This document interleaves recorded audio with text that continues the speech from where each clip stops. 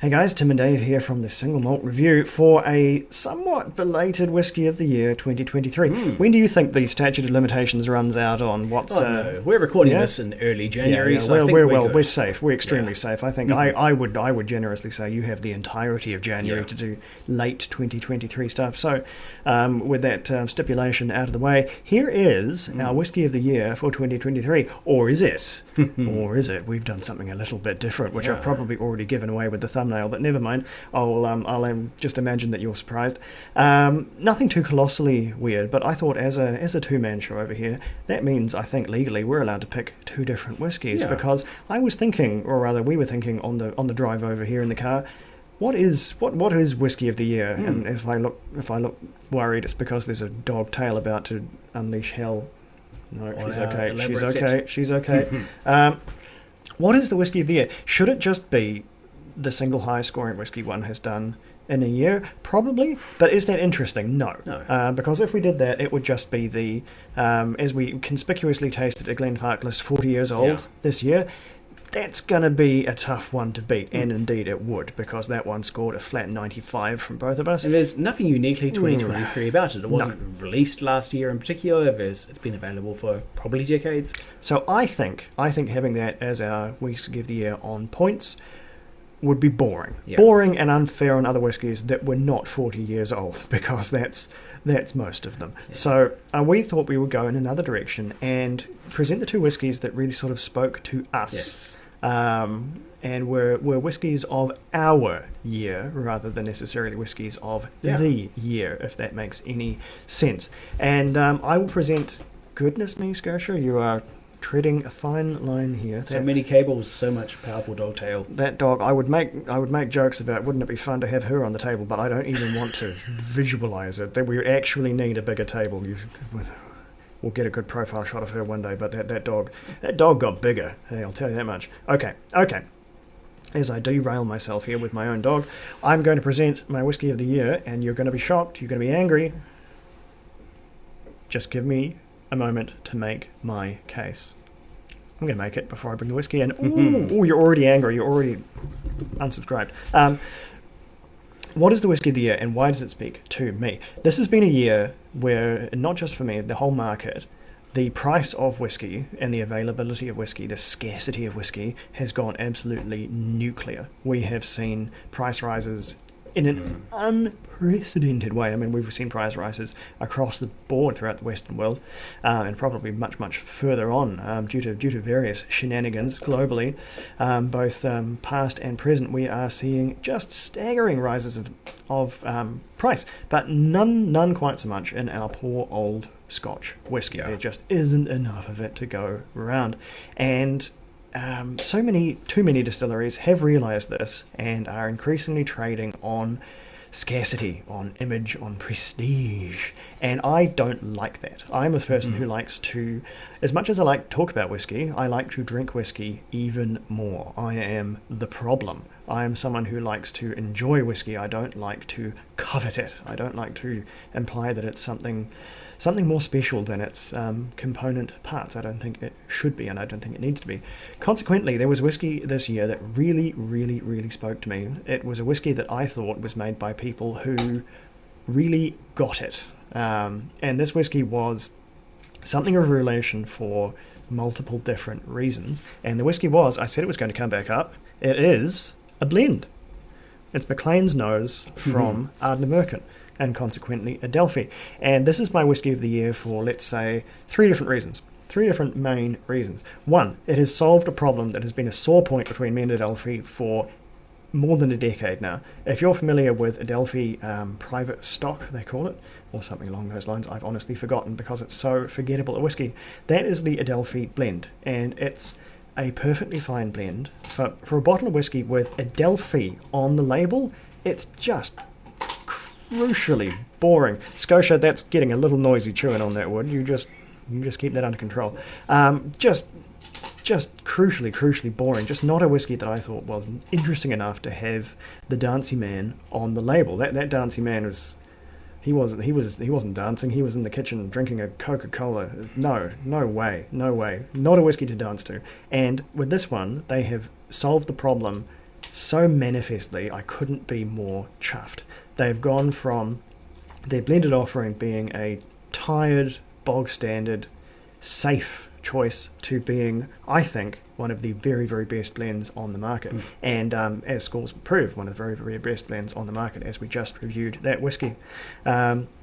Scoring in the very high 80s. I think it even cracked a 90 for you, Dave. Yeah. Remarkable stuff.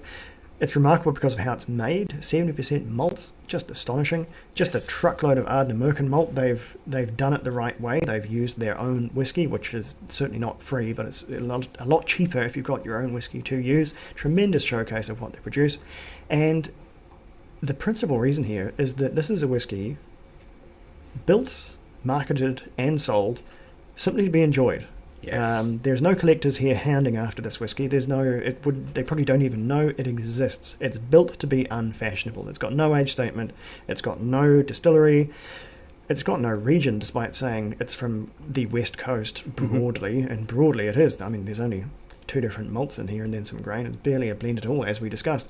And consequently, the price of this thing will run you dollar for dollar, whiskey for whiskey, because this is 46%, it's a bit stronger. It's cheaper than Black Label. Price for price, cheaper than Johnny Walker Black Label. And that's just astonishing. That's just really, really, really astonishing, and just goes to show that the Adelphi's ethos in building this one has synced up with mine in a way that I never thought it would. I thought Adelphi was going to be forever above my pay grade, and by and large they are. Tremendous whiskies, though they may bottle, they are staggeringly out of what I can afford. But with this, they reached down and they opened their hand to the people that just are out here to enjoy our damned whiskey, and I enjoyed that damned whiskey. And here's the third and final reason why it's my whiskey of the year. It's my second bottle, and if that doesn't prove that it's a winner, I don't know what will. Because even though we don't truck through an enormous amount of whiskies here on the channel, for us to rebuy something, that's a mark of real quality, that is. So yeah, that is my whiskey of the year. And now here is Dave's. Yeah, I'll just add, there's been so much discussion lately in the wider whiskey discourse of the problem of prices, how costs are inflating, collectors are snapping up certain things, and there's people are wondering, is there another crash coming, or are we just going to stop buying whiskey? But so yeah, for something like Maclean's Nose is everything that whiskey can, and I'd say should be, going into 2024. High quality, highly accessible, highly affordable. No one's getting shortchanged, either the producers or the consumers. It just delivers you so much bang for your buck. It is a perfect whiskey, honestly, on that front. Yeah, I'm going to go on about it even a little bit more, because I've only used up 8 minutes, and I'm going to give Dave 30 of those. One thing I forgot to mention is this is whiskey almost redefined, because as we said, this is barely a blend. Or I'll put it back in shot. This is barely a blend because it's mostly single malt whiskey, but it's built with that grain component. It's built with such a sustainability in mind, and I mean sustainability in terms of the price. I could not comment about how sustainably it is produced, although Ardnamurchan is pretty big into that sort of stuff, so look that up on your own time, I guess. But this is built with a very, very progressive look at what whiskey can be. This is made affordable the right way, because they put that grain in without the quality suffering. They've made something as good as a bottle of single malt, and they've done it with a really, really scientific look as to the price. So yeah, that's it. Final one on this. That, and I wanted to have some, so I needed somebody to bring it back. So right, over to you, Dave. What have you got? Well, I don't have a bottle here with me, sadly. This bottle was used up some time ago and is sadly not with us. But okay, I'm going to get a bit real for a sec and say that 2023 wasn't my best year, probably. Been going through quite a gloomy patch, a low period, a bit of the old black dog, as it were, to the extent that I stopped enjoying a lot of things I normally did enjoy. It included, aside from this show, taking time to enjoy a good whiskey. So I skipped Dramfest this year. That's our big biennial whiskey festival. Every 2 years it comes around. I just was not feeling it, so I did not go. But thankfully Tim did go and brought back a whole host of remarkable tales and remarkable drams, including Waiheke Whiskies Dramfest 2023 edition Dyad.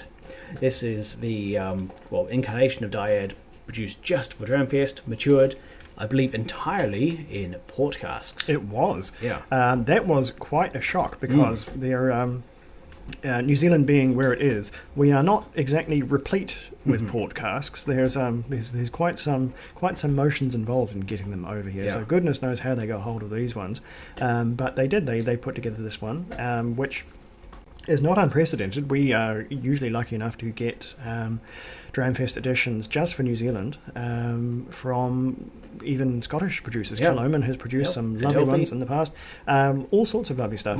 And but it's much easier to do if you are in fact distilling in New Zealand, Yes. which I think, and I'll chip in with this one later, but that goes to another point in whiskey and price sustainability as well. But I'll bring that one up in a wee bit. Waiheke is a perfect example of how a small producer in a comparatively remote part of the whiskey world now has the power, maybe the knowledge, the expertise, and the outreach to produce a truly unique product. It uses local peat, local wine barrels, often export, obviously. It's such a local character, but taken to the same exacting high standards of the established single malt whiskey producers to create something which is instantly recognizable and familiar, but with so much unique, so much local flavor, to just make it an expression, sort of like almost a patriotic exercise, really, if it makes sense. And there have been other highlights on World Whiskey for the year. Indri, for instance, we've sampled 2 whiskies, care of very generous gifting of bottles. And they certainly scored highly, and they are definitely worth a mention. But for whatever reason, it's the Waiheke Dyad Dramfest edition being so unique, so sort of specific, I'd say, which makes it stand out as a good way of just exemplifying what 2023 in whiskey could mean for me. Yeah, it was certainly specific. It was, and given how it was made, you'd have to say that's probably New Zealand's first Dave whiskey ever created. Necessarily, that was quite aimed squarely at Dave. Yeah. They knew what they were doing, and I loved that whiskey too. And the point I was going to raise, in that in this world of completely unsustainable whiskey prices, the only cure is to make more whiskey, and if you can make it yourself in your own country, then all the better. And we are arguably here in New Zealand still getting there. There's we're exactly where we should be in terms of what we need. We grow a hell of barley. There's plenty of European oak here because of our wine industry. The component parts are here. All we need to do is get up to speed in terms of the distilling, the manufacturing, the aging, and learning what our own particular weird climate, which as a very long country north to south, presents its own peculiarities, because whiskies we might age here in the South Island might behave completely differently in the much more genuinely subtropical north.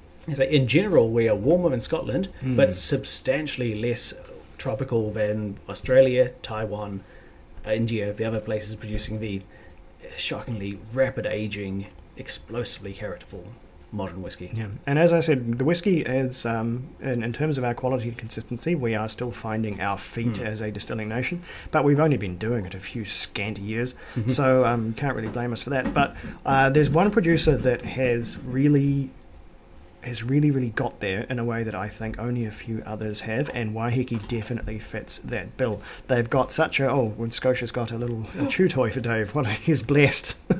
My very own fish. By this weird skeletal fish. You can have that back, Scotia.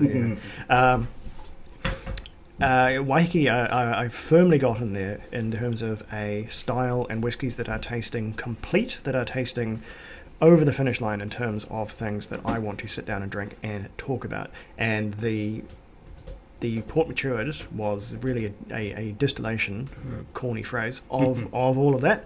And the fact that we got it as simple, here's a bottling for a whiskey festival, just shows what having access to your own whiskey in your own country can do, the power of that. And so I think we're in for some manifestly exciting years ahead in terms of New Zealand distilling. And if glimpses of world class quality like Waiheke's whiskey here are anything to go by, then we're going to see some pretty serious stuff in the years ahead. Is it going to solve the problem of whiskey prices? Not immediately, because our manufacturing is just not remotely where it needs to be. But imagine this utopian future. This is a very specific to me utopian future. Imagine where every country has its own craft distilling scene. Then we would be solving the problem. If every country made whiskey like Scotland makes whiskey, we'd be out of this tonight. The problem would be solved. There would be plenty to go around, and it would be up to distillers to produce the good stuff, because once again the good stuff will be what we're selling, not the older stuff, not the most prestigious stuff, not the stuff with Macallan on the label. We'll be back in a quality-driven world, and that's the future I hope for, and it's the future that you see flashes of. You see flashes of with these New World whiskies that are just really, really, really good, and so I hope things keep rolling in that direction, and I will certainly keep it our mission to expose, to profile, to feature as many of these as we can, because I think everyone knows Scotch is good, right? Scotch has been over, as they say, and I mean that in the wrestling term, not in terms of it's over, because it is most certainly not over. That they have been over the line, they have been in the spotlight forever now.